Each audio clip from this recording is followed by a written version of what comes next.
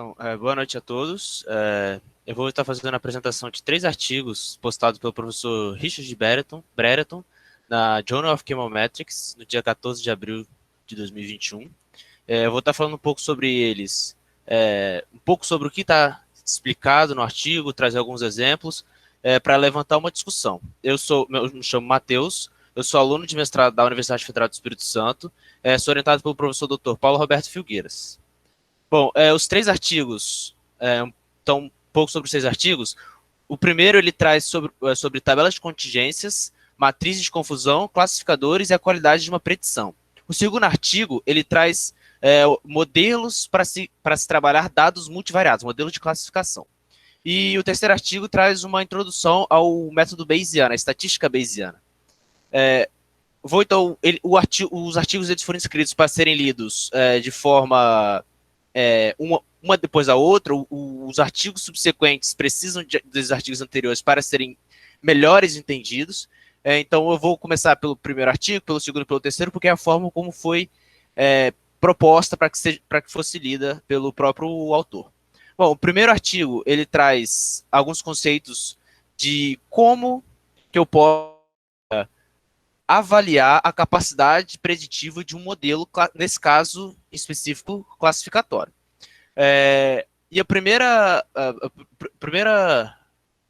coisa que ele traz no artigo são tabelas de contingência. Ele explica um pouco o que é uma tabela de contingência e, para resumir, para ficar bem resumido, bem tranquilo, eu trouxe um exemplo de uma tabela de contingência que ela relaciona valores que são conhecidos como positivos e valores negativos, ou seja, se lembrarmos lá da estatística, nós temos, quando vamos avaliar se alguma coisa é verdade ou não do ponto de vista estatístico, nós temos a nossa hipótese nula e a hipótese não nula, e avaliamos a partir de valores e de cálculos estatísticos se aquela hipótese nula ela pode ser rejeitada ou não.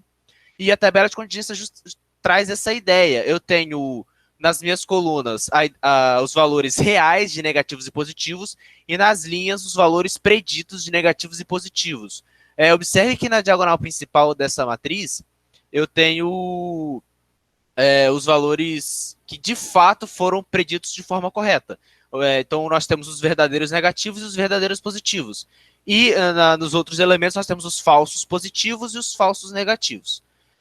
Só que essa tabela de contingência, para nós quimiométricos, essa ideia de positivo e negativo às vezes não é muito relevante, ou às vezes não é muito interessante para nós. É mais interessante um outro tipo de tabela chamada de matriz de confusão, porque é nela que nós conseguimos calcular esses valores, esses fatores que vão me dizer se o modelo que eu construí está bom ou se está ruim. O que é uma matriz de confusão? Uma matriz de confusão é uma tabela de contingência, só que ao invés de termos valores, ideias de positivo e negativo, nós temos classes. Como é o modelo de classificação? Classes. Classe A, classe B, classe C, enfim. A matriz de confusão não é restrita apenas para 2 classes, é para quantas classes tiverem.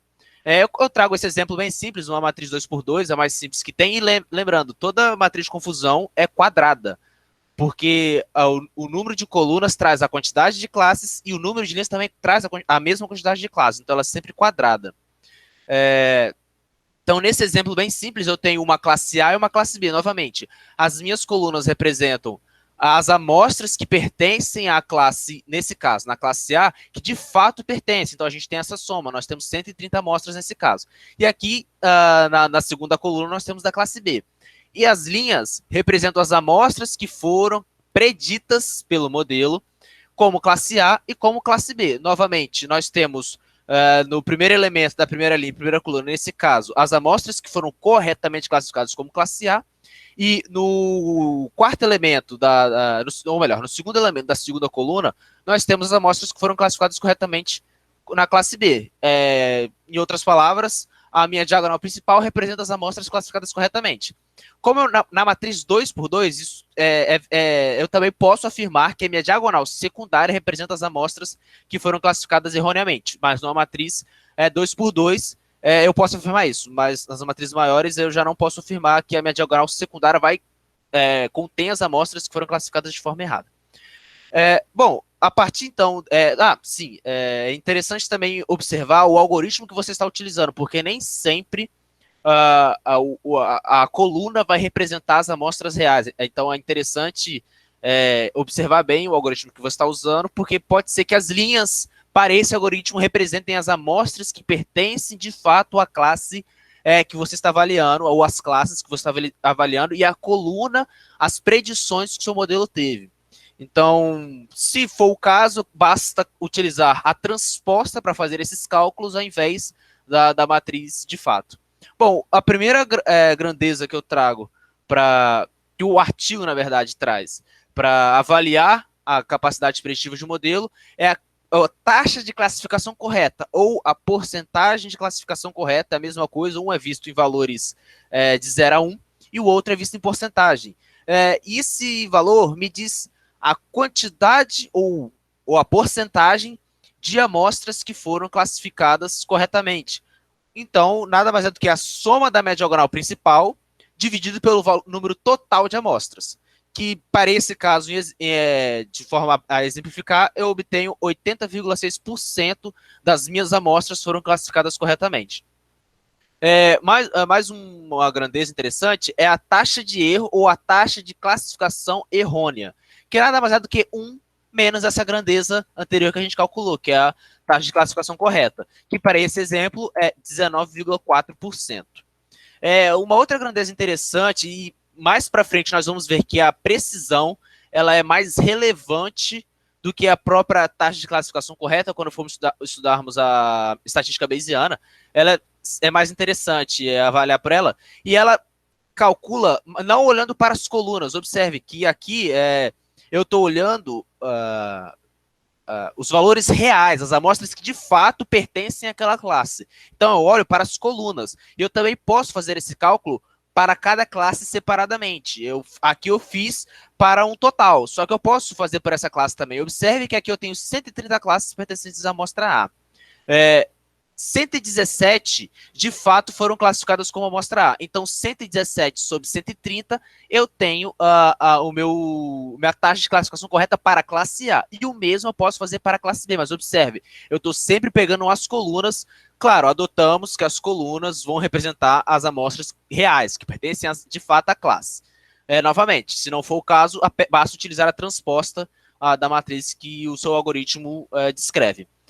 Só que a precisão, ao invés de olhar para a coluna, ela olha para as linhas. Então é interessante porque aí eu estou avaliando a capacidade que o meu modelo teve de prever as amostras para aquela classe. Se observarmos aqui nessa matriz, na primeira linha, nós temos todas as amostras que o modelo identificou como classe A. Nós temos 117 que foram corretamente classificadas e 34 que foram erroneamente classificadas. Se eu fizer a soma delas e dividir pelo total de amostras que o modelo observou como classe A, eu tenho a precisão do modelo para a classe A, que está esse cálculo demonstrado aqui. E eu posso fazer o mesmo pela classe B. Para a classe A, como exemplo, eu tive 77,5%, é o exemplo que o artigo traz. E para a classe B, 85,9%. E é interessante que a precisão só difere da taxa de classificação correta quando olhamos para as classes separadas. Se olharmos para o todo, se olharmos não para as classes, mas para o modelo como um todo, o valor é exatamente o mesmo, porque eu irei somar o número de amostras corretas e dividir pelo total. Então, a precisão difere apenas da taxa de classificação correta quando calculada para cada classe separadamente. E, novamente, essas grandezas elas não são restritas à matriz de confusão 2x2. Eu posso fazer cálculos para matriz de 3x3, 4x4, enfim, eu só trouxe 2x2 porque é mais simples e mais fácil de entender, porque é uma matriz mais simples. Então, para os exemplos anteriores, a taxa de classificação correta para cada classe é a proporção de amostras classificadas corretamente em cada coluna. E a precisão é a proporção de amostras classificadas corretamente em cada linha. Então, resumindo, a precisão mede a performance do modelo e a taxa de classificação correta mede a qualidade que uma classe é predita. Essa é a diferença entre os dois, são grandezas interessantes para a gente observar essa performance do modelo. Mais uma grandeza que o artigo traz é o coeficiente de correlação de Matthews. Esse aqui é um coeficiente que, novamente, não é restrito a matrizes 2x2. Aqui eu trago até uma matriz de confusão 3x3 apenas para mudar, para tentar mostrar também de forma geral como ela pode ser classificada novamente. Matriz de confusão 3x3, a diagonal principal descreve as amostras que foram classificadas corretamente, e nós temos as amostras que foram classificadas de forma errada, enfim. Isso a gente avalia utilizando aquelas grandezas também, a gente pode avaliar nessa matriz de confusão. Novamente, as colunas, as amostras que de fato pertencem a cada classe, e as linhas, as amostras que foram classificadas pelo nosso modelo pertencendo àquela classe. Aqui o modelo que foi utilizado não importa, porque eu estou avaliando como o modelo classificou o resultado final do modelo e não como ele fez essas classificações. Isso aqui é um assunto para o próximo artigo, para o artigo 2. Bom, coeficiente de correlação de Matheus, ele está representado por essa equação, e a letra C, ela representa o número de total de amostras preditas corretamente, ou seja, a soma da média diagonal principal, que nesse caso dá 216 amostras. S é o número total de amostras, 274 nesse caso. K é o número de classes, que para aquele caso, 3, K igual a 3. PK é a soma de cada linha referente a cada classe. Então, é a soma da linha 1, a soma da linha 2 e a soma da linha 3, que respectivamente é 91, 137 e 46, o número de amostras. E K é a soma de cada coluna. Então, novamente, a linha coluna 1, coluna 2, coluna 3, 101, 132 e 41, respectivamente, para o nosso exemplo. Então, substituímos esse valor na nossa equação, a gente obtém um valor de 0,655. Mas o que esse valor significa? Bom, o coeficiente de correlação de Matheus ele é avaliado em dois extremos, mais 1 e menos 1. Quanto mais próximo de mais 1, melhor a capacidade preditiva do meu modelo. Observe, então, que isso aqui é outro coeficiente que determina a capacidade preditiva ou a qualidade preditiva, que como o modelo se refere, como o artigo se refere, esses coeficientes. Eles medem a qualidade de predição de um modelo. Bom, sobre o primeiro artigo é isso, ele traz essas diversas grandezas, utilizando matrizes de confusão, para eu determinar a qualidade preditiva de um modelo. Já para o artigo 2, ele discute um pouco diferente, mas está dentro da mesma ideia, está dentro de modelo de classificação, só que agora ele traz para modelo de classificação para dados multivariados. É interessante porque quando a gente estuda no ensino médio, até mesmo em algumas graduações, a gente estuda apenas a estatística univariada. Nós temos apenas um valor variando, ou seja, nós temos apenas um valor de y, um valor que depende de um valor, um outro valor. Como exemplo de um dado multivariado, seria se imaginarmos uma amostra com uma concentração X, apenas uma concentração, e eu tenho diversas absorbâncias para essa amostra.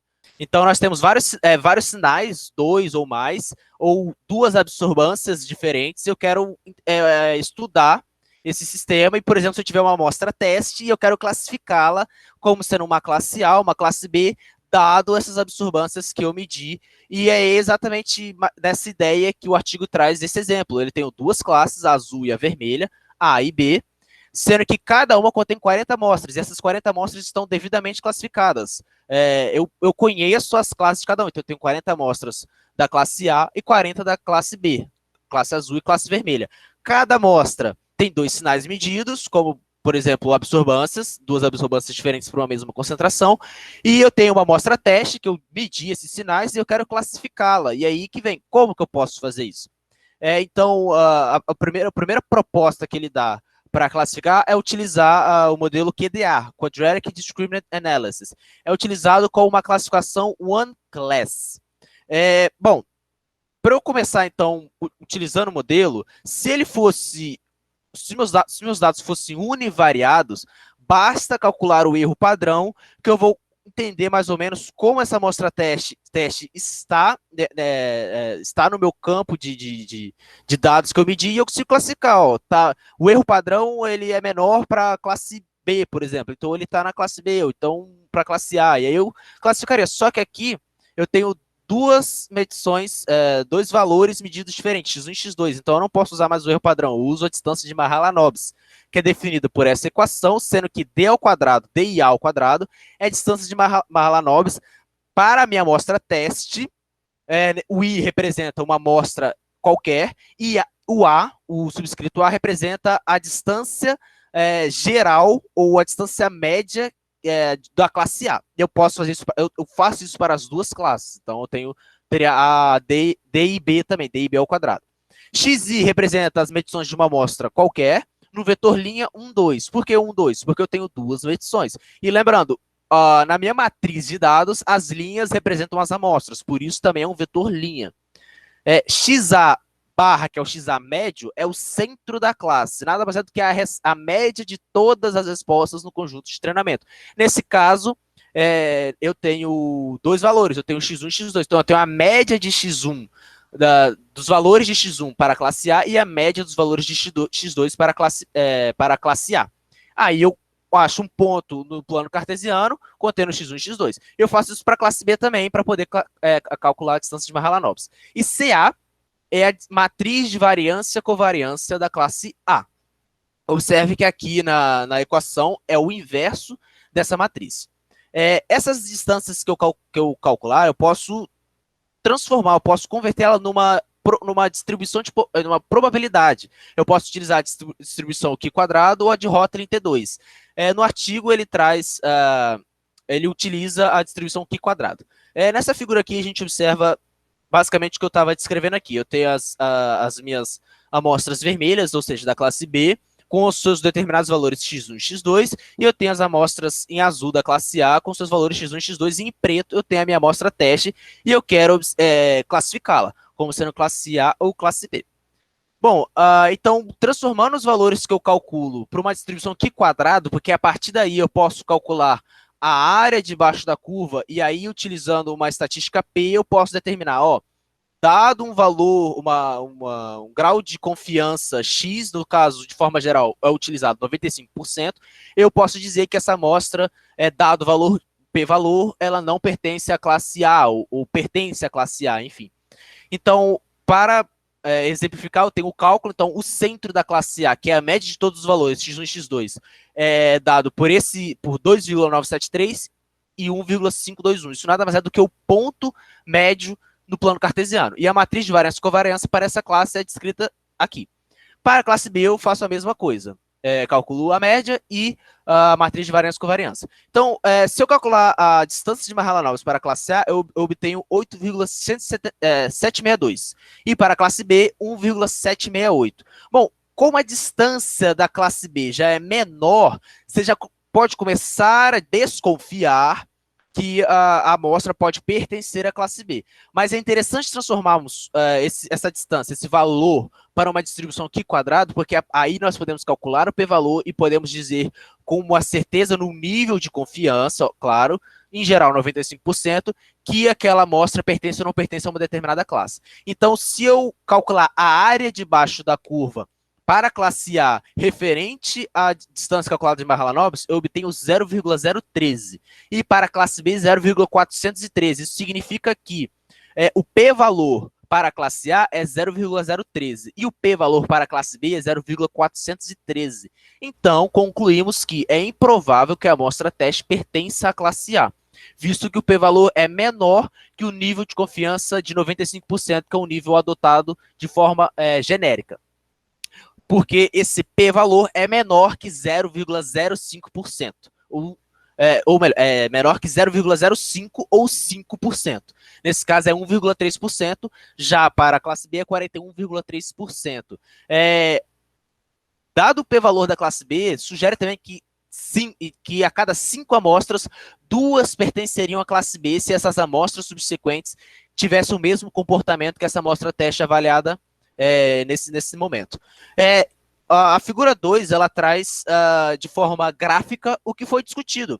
Observe que na esquerda nós temos o p-valor da amostra teste para a classe A. Observe que ela está bem no limite das amostras que pertencem à classe A. Então a gente vê que ela pode, ela já está ali no limite, talvez não pertence. Então é uma forma gráfica de observar isso. E já para a classe B, observe que tem muitas outras classes que pertencem, outras amostras que pertencem à classe B, que têm p-valores menores. Nesse caso, se imaginarmos p-valores menores, significa que menor a probabilidade dessa amostra pertencer à classe B, ou seja, menor é a área, então é inverso, quanto menor maior o p-valor, ou melhor, quanto menor o p-valor, menor a probabilidade daquela amostra pertencer à classe. Mas observe que, se observarmos, tem amostras com p-valores menores pertencendo à classe B. Então a gente pode concluir que a amostra teste pertence à classe B, e isso aqui é uma forma gráfica de observar o que foi calculado. Bom, um segundo método para classificar amostras frente a um dado multivariado, é o LDA, Linear Discriminant Analysis, que é utilizado como uma classificação two class, que agora eu não vou olhar para as classes separadamente, eu vou olhar para as duas classes ao mesmo tempo, utilizando apenas uma matriz de variância covariância. E ao invés de eu calcular a distância de Mahalanobis separadamente para cada classe, eu vou igualar a distância de Mahalanobis e achar a distância média do centro das duas classes, que na figura 3 é representada pela linha preta. Então, não importa o quão longe a amostra caia, em outras palavras, não importa mais o p-valor de fato, e sim se ela cai à esquerda da minha linha preta ou à direita da minha linha preta, que é um valor calculado quando você iguala as distâncias de Mahalanobis para cada classe. Porém, há necessidade de calcular o erro presente nessa classificação.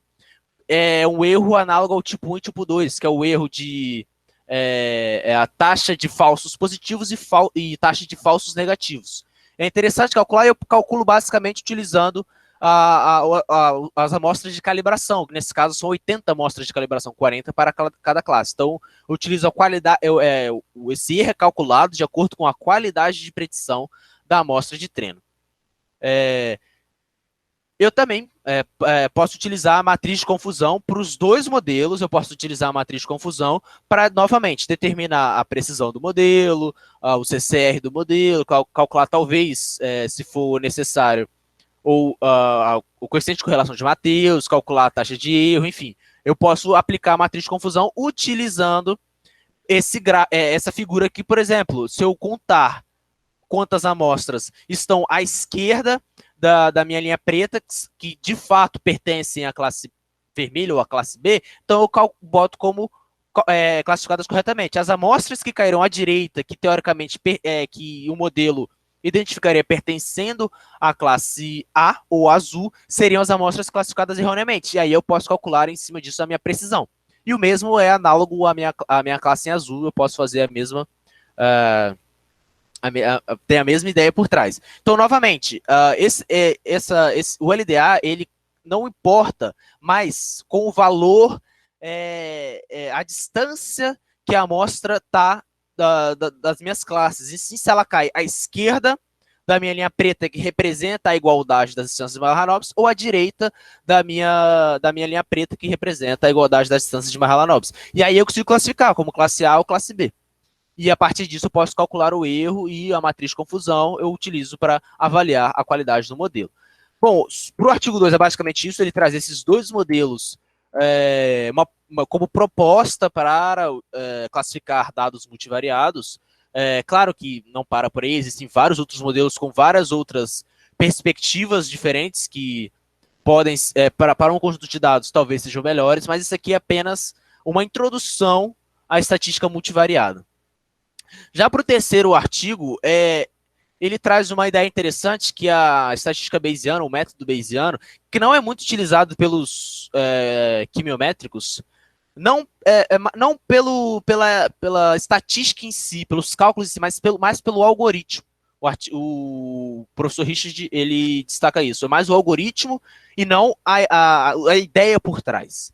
Bom, o método bayesiano é muito interessante para ser usado porque eu posso corrigir algum problema, ou posso melhorar um modelo que não tenha um resultado muito positivo para aquele conjunto de dados. Então, ao invés de eu mudar o modelo, imagine, por exemplo, que eu utilizei o LDA para um determinado conjunto de dados e ele não obteve resultados satisfatórios. Então, ao invés de eu descartá-lo totalmente e utilizar um outro modelo classificatório, eu posso aplicar a estatística bayesiana e tentar melhorar o modelo que eu já estou utilizando ao invés de descartá-lo. E como é que isso ocorre? Bom, primeiro eu vou trazer uma ideia de um conjunto de dados para, em cima dele, estudar a estatística bayesiana. O conjunto de dados é qual que o artigo traz? Imagine que eu tenha eu estou estudando a doença e eu tenho pacientes saudáveis e pacientes doentes e o meu modelo que eu construí, ou o teste que eu estou fazendo, ele me diz se aquele paciente é saudável ou se aquele paciente é doente. A partir disso aí, como é uma predição, eu posso construir a minha matriz de confusão. Nesse caso, eu tenho 80 pacientes saudáveis e 20 doentes. Então, eu tenho uma discrepância muito grande. É interessante de observar nisso, que aqui que está a chave de um provável motivo do modelo não estar tendo uma performance muito boa. Para o exemplo, eu tenho 80 saudável e 20 doente. O meu modelo observou 76, previu 76 desses 80 pacientes como sendo saudáveis. Porém, desses 76, apenas 72 de fato são saudáveis e 4 são doentes. Para os doentes, ele observou 24, porém apenas 16 desses 24 de fato são doentes e os 8 que ele classificou como doentes não são doentes. Então, a partir daí a gente pode calcular, por exemplo, a precisão. Por que a precisão? Porque a precisão me diz a qualidade que o modelo teve na hora de prever essas amostras, ou nesse caso, esses pacientes. Por isso que eu discuti lá atrás que a precisão é uma grandeza mais interessante para se observar. Para o teste de pessoas saudáveis, a precisão foi de 94,7%. Para as pessoas doentes, foi um valor muito baixo, que para muitos modelos, para muitos trabalhos, não é suficiente, é um resultado ruim, que foi de 66,7%. Na verdade, para a maioria dos trabalhos, esse é um valor ruim. Então, como que eu posso correr? Primeiro, por quê? A precisão do teste foi muito baixa para as pessoas doentes. Uma resposta que o artigo traz, que o professor Richard traz, é que a discrepância de amostras para cada classe é muito grande. Observe que eu tenho 80 pacientes para classes saudáveis. Então, o modelo ele tem uma base muito boa para o que era um paciente, para o que é um paciente saudável, mas apenas 20 para o que é um paciente doente. Então, o modelo ele vai errar muito mais para pacientes doentes, porque ele não tem uma resposta muito, ele não tem informações suficientes do que é ser doente nesse caso. Então, essa discrepância de amostras, que é muito comum na maioria dos dados, quando classificamos as nossas amostras em diferentes classes, para aí sim construir um modelo em cima, acaba tendo, às vezes, 50 para uma amostra, 10 para uma classe, 10 para outra classe. E o modelo não está errando não porque ele não é eficaz para aquele conjunto de dados, mas por causa da discrepância de amostras, de amostras que eu tenho para cada classe. Então, eu utilizo a metodologia bayesiana para tentar corrigir isso. Como que eu faço? Ao invés de eu olhar os valores reais, por exemplo, 72 pacientes como saudáveis, eu olho a proporção daquele valor. Ou seja, quanto que vale 72 pacientes saudáveis, classificados corretamente, para 80. Observe que é 90%. 72 é 90% de 80, ou 0,9.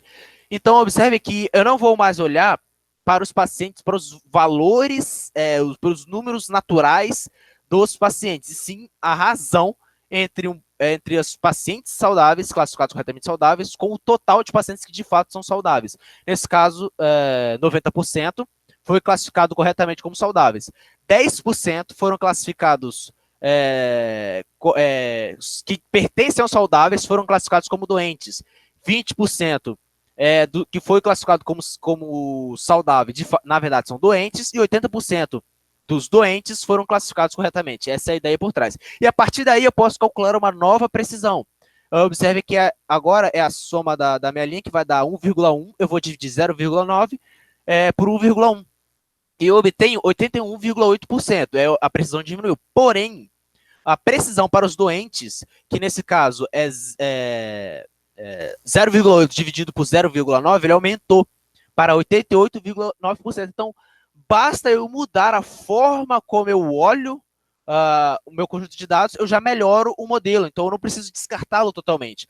Mas isso é uma correção muito simples de se fazer, que às vezes pode melhorar o modelo. Porém, não para por aí, porque qual que está correto nesse caso, então? Será que eu devo olhar de forma probabilística os meus conjuntos de dados ou olhar os valores naturais do meu conjunto de dados? Não tem resposta correta. Isso é o interessante da estatística bayesiana. Ela está ali como uma ferramenta para eu melhorar o meu modelo. Isso não significa que eu tenho que utilizá-la. Por isso que não há resposta correta. A resposta que for dada sempre será ambígua. Pode ou não pode, depende de você. Depende do que for, o que for necessário para o trabalho que está sendo realizado. Então, mas vamos adentrar mais profundamente na estatística bayesiana, porque ela é muito interessante para justamente corrigir algum problema que o modelo obtenha. E ela utiliza a ideia de a probabilidade entre as amostras. Quantas foram classificadas corretamente, dado o valor real. Então, eu não dado o valor total de amostras. Então, eu não olho mais 72, 80. Eu olho 0,9 do total das amostras foi classificada corretamente. E eu posso ter diferentes probabilidades, que são ditas probabilidades a priori.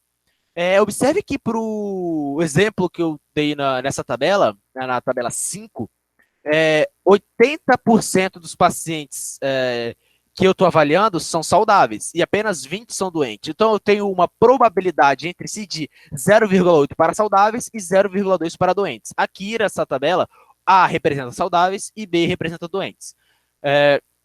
Então, se eu fizer o cálculo, observe que 0,72 é a relação das amostras que foram classificadas corretamente. Como aqui eu estou utilizando os valores relativos das amostras, então a probabilidade ela vai coincidir com o valor das amostras, do tamanho relativo das amostras.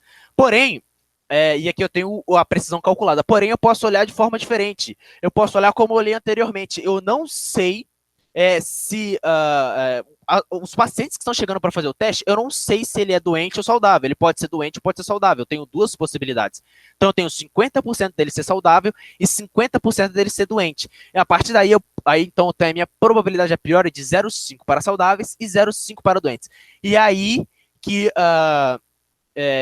eu obtenho aquele valor que eu calculei aqui atrás de 81,8, 88,9. Eu mudei a minha probabilidade a priori. Eu não estou mais olhando para o tamanho relativo, e sim para ele é classe 1, classe A, ou ele é classe B. Então ele tem 0,5%, 0,5 de ser classe A ou 0,5 de ser classe B, 50% para cada. E aí eu posso calcular o tamanho relativo das amostras. Observe que 72, se imaginarmos que 80 amostras que são saudáveis representa 0,5, 72 vai representar 0,45. E eu posso calcular para cada valor. E a partir daí eu calculo a minha precisão. Observe que a minha precisão agora para saudáveis diminuiu, mas para doentes ela aumentou e muito. Então pode ser que esse resultado seja suficiente para o seu trabalho, seja bom para o seu trabalho. Porém, eu posso ter uma outra ideia. Imagine que eu tenho um médico que seja muito bom em diagnosticar os doentes. Então, 90% dos pacientes que vão fazer esse teste são doentes. Então, eu tenho 0,9 a probabilidade a priori dele ser doente. E apenas 10% dos pacientes serem saudáveis. Então, se imaginarmos agora 80 pacientes que se representam saudáveis, na verdade, vão representar apenas 0,1. E aí eu posso calcular qual é a faixa, qual é o tamanho que 72 pacientes representam desse 0,1. Observe que se eu fizer isso para cada um dos valores, eu obtenho uma precisão de apenas 0,333 para os saudáveis. Observe que apenas o modelo só acertou em 1/3 dos valores. Isso é um valor extremamente baixo. Porém, para os saudáveis, ele teve uma precisão de quase 100%. Isso se dá porque o modelo ele é construído em cima dessa probabilidade, então não importa se eu tenho apenas 20 amostras, e o modelo sabe muito o que é um paciente doente. Então ele acerta muito. Porém, ele não sabe muito bem o que é ser saudável, então ele erra muito para saudáveis, visto que isso está de fato, quando você calcula, você observa uma precisão muito baixa. Então, eu tenho que ver qual que é o ideal para o meu trabalho e eu aplico. Às vezes eu posso utilizar o método Bayesiano numa probabilidade a priori de 0,5, ou então de 0,9, 0,1 para cada um, 0,6, 0,4, 0,7, 0,3. Isso depende do que está sendo feito. O padrão da probabilidade a priori é que utilize-se o tamanho relativo das amostras, ou seja, 0,8, 0,2 para esse caso, 80 saudáveis, 20 doentes. Bom, a precisão na estatística bayesiana, ela tem um outro nome. Isso é só nomenclatura. Ela é dita probabilidade a posteriori. É apenas nomenclatura e é em cima disso que a gente trabalha na estatística bayesiana. Por exemplo, se assumirmos que uma probabilidade a priori de 0,1, a priori, de 0,1 para pacientes saudáveis e 0,9 para pacientes doentes, ou seja, é o terceiro exemplo dessa tabela, da tabela 7, então a probabilidade de um paciente, se um paciente de fato for saudável, a probabilidade que o modelo tem de classificá-lo como saudável é apenas de 1/3, 0,333. Que é o valor que nós calculamos aqui, que é a precisão ou a probabilidade a posteriori. E 0,667 para o paciente doente, 1 menos a probabilidade calculada, ou seja, o paciente é saudável, mas o modelo tem mais chance, 2/3 de chance de classificá-lo como doente. Se um paciente for doente, a probabilidade a posteriori ou a precisão do modelo é de 0,986, quase 100% de precisão. Porém, para o paciente doente. Mas para o paciente saudável é apenas de 0,014. Observe que o modelo, se o paciente for doente, o modelo é muito bom. Se utilizarmos essa probabilidade a priori. Mas ele é muito ruim se o paciente for saudável. Então, observe que a probabilidade do paciente ser doente subiu de 0,9 para 0,986. Nossa probabilidade a priori foi de 0,9 e nossa posteriori subiu para 986. Por outro lado, se o paciente não for doente, a probabilidade cai de 0,9 para 0,667, que é esse valor aqui em cima. Então, se eu tenho testes subsequentes, eu utilizo a probabilidade a posteriori do teste anterior. Então, eu faço o primeiro teste e obtenho eu parto do princípio de 0,5 para cada. Aí eu obtenho 0,650 e 0,350 para outra classe. Então, eu utilizo essa probabilidade a posteriori para o teste subsequente como uma probabilidade a priori. E aí eu vou calculando e vou conseguindo encontrar resultados cada vez melhores para o meu conjunto de dados utilizando a metodologia bayesiana. O padrão, novamente, é utilizar o tamanho relativo das amostras.